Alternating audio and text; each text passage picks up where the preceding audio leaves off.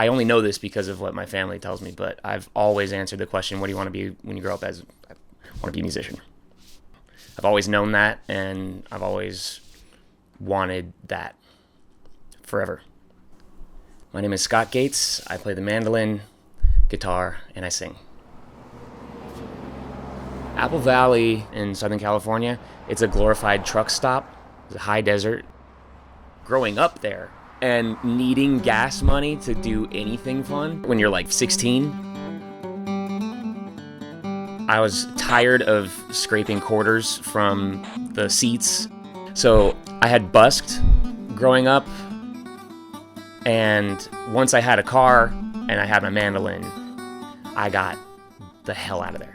With what little gas there was, it was very easy to roll straight down the road and sit in front of the grocery store and busk for several hours, and you could make more than enough money to get to LA and back.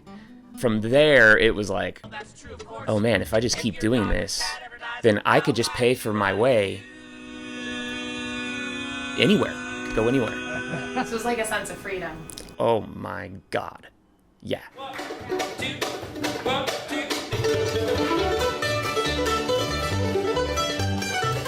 I was just discovering it as something that I could do, that I could really lean into. I was just figuring that out. I started by just belting.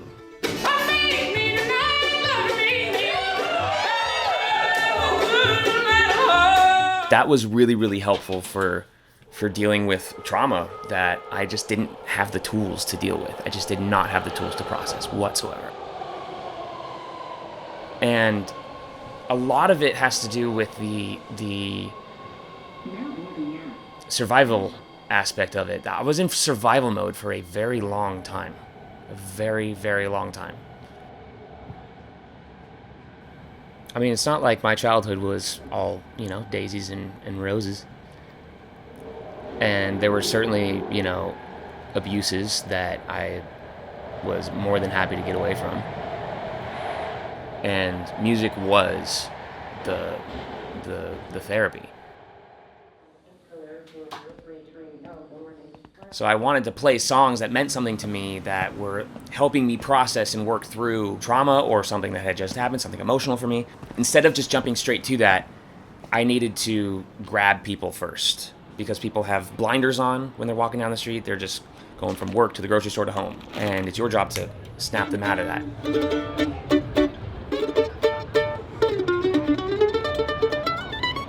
So I would see people with headphones in and walking down, and they'd see me, they'd pull out a headphone and listen, and then they'd step off of the street. Once you have that, then you can hit them with something emotional. Then you can get them feeling not just fun, not just joyful, not just like, ooh, interesting, flashy, whatever. And then you start down the road of they're processing things with you. They're processing trauma with you. They're processing their emotions and whatever else with you. And you start doing that together, then things are going. The harder you keep going, the better it gets.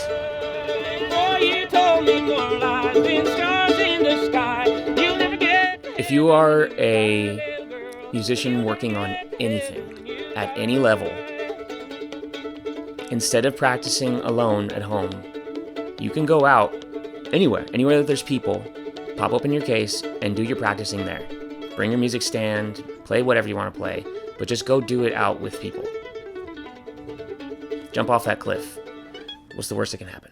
Hang down your little head and cry.